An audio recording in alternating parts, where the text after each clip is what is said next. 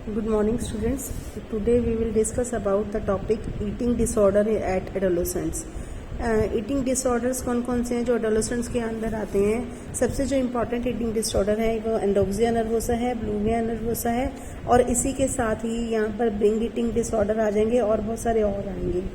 तो मेन जो इम्पॉर्टेंट है हमारे यहाँ एंडोक्सिया और बुलिमिया नर्वोसा है। अब एंडोक्सिया नर्वोसा है क्या? आपने देखा होगा जब हम टीनेजर में आते हैं तो हम अपने लिए अवेयर हो जाते हैं, अपनी बॉडी के लिए जो स्पेशली कॉन्शियस हो जाते हैं, अवेयर हो जाते हैं। हम अपने परफेक्ट बॉडी बनाना चाहते हैं। उससे पहले हम छोटे होते चाहे हेल्दी हों चाहे हम बहुत ही ज़्यादा वीक हों, मगर एडोलेसेंट एज तक आते आते हम बहुत अच्छे अपने आप को मेंटेन रखना चाहते हैं।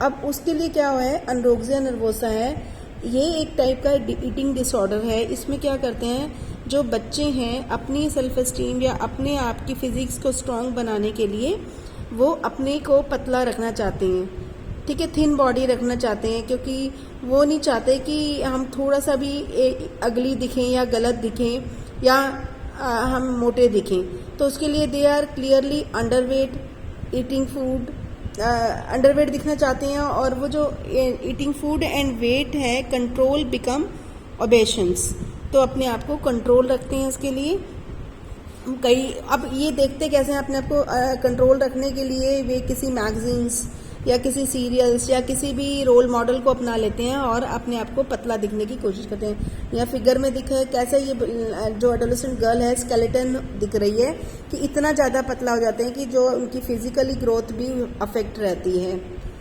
तो instead of releasing that they are undernourishment, अब ये लड़की क्या हो गई, एडोलेसेंट गर्ल अंडर नरिशमेंट हो गई है, बट वो चाहती थी कि पतला होना, बट क्योंकि हमें नॉलेज ही नहीं है हम अपने आप को कैसे एक हेल्दी रखें, यही नहीं पता, हम क्या करते हैं सिर्फ एक जो ईटिंग डिसऑर्डर एंडोक्सिया नर्वोसा को अपना लेते हैं, उसमें हम या तो खाना छोड़ देते हैं काफ़ी टाइम तक, यानी स्पेशली जो बच्चे हैं एडोलेसेंट्स हैं वो ब्रेकफास्ट स्किप करते हैं कि हम खाना कम से कम खाएं, ब्रेकफास्ट ना करके वो सीधा ही लंच करते हैं, लंच के बाद वो डिनर को स्किप करते हैं, यानी कि वन टाइम ही वो मील ले पाते हैं, but it is not a good, क्योंकि उससे क्या होगा, आप अंडरवेट हो जाओगे, अंडर न्यूट्रिशन हो जाओगे, और इवन तक कि it can lead to death भी हो सकती है, बिकॉज माल न्यूट्रिशन होने के कारण बहुत सारी प्रॉब्लम हो जाती है। अब सिम्टम ऑफ नर्वोसा क्या है, एंडोक्सिया नर्वोसा क्या है, स्किनी हो जाता है, पतला हो जाता है, बॉडी का वेट रिड्यूस हो जाता है, सोशल इवेंट्स में एक्टिवेट नहीं हो पाता, वेट का बहुत ज़्यादा लॉस हो जाता है, और वेट लॉस हो जाता है, सेल्फ इंड्यूस्ड वॉमिटिंग, मिसलीडिंग, और ओवन एनीमीज। अभी एनीमिया तो हो ही जाता है जब क्या कहते हैं इतना कुछ हम डाइट में नहीं लेते।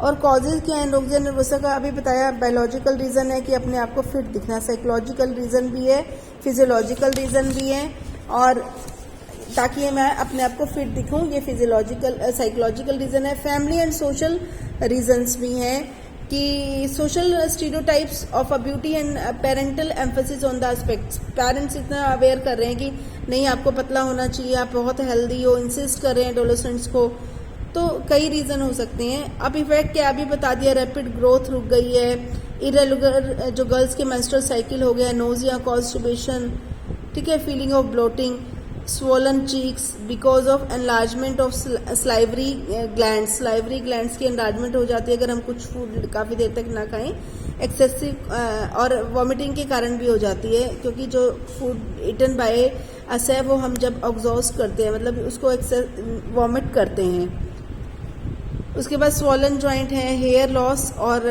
थिनी बॉडी है, बैड ब्रेथ, एनीमिया, अभी जो डिस्कस किए थे वही है।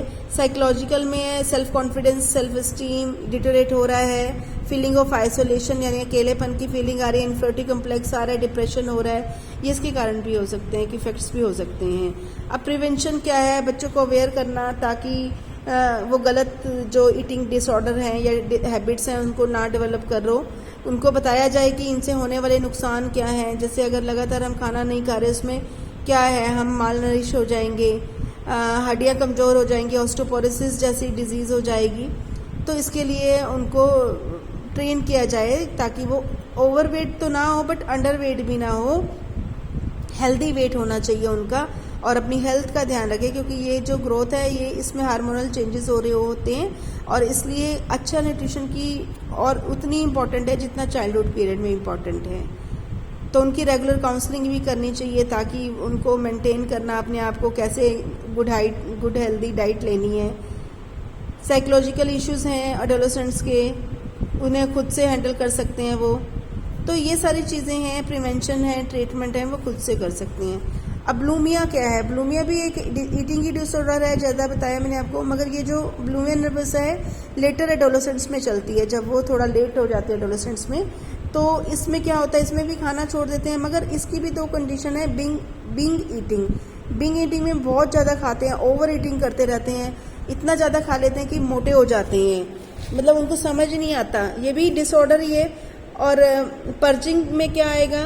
पर्जिंग में ये क्या करते हैं बच्चे, इसमें वेट को कम करने के लिए वॉमिट आउट करने की कोशिश करते हैं, मतलब ज़बरदस्ती उल्टी करने की कोशिश करते हैं। खा तो लेते हैं अपने दोस्तों के साथ जंक फूड और ये सब, मगर उसको ओवर ईटिंग करने के बाद उसको वॉमिट भी करते हैं। ठीक है, तो यानी कि ब्लूमिया नर्वोसा का मेन क्या है, इसमें ओवर ईटिंग करके वॉमिट करना।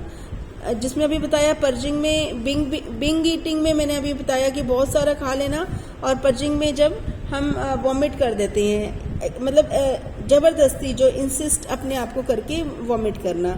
अब सिम्टम क्या है? Frequently fluctuation in weight obvious है, obsession with food, tooth decay, मतलब ये सेम चीज़ें जो हमने अभी वहाँ पढ़ी वही डिजीजेज आएंगी।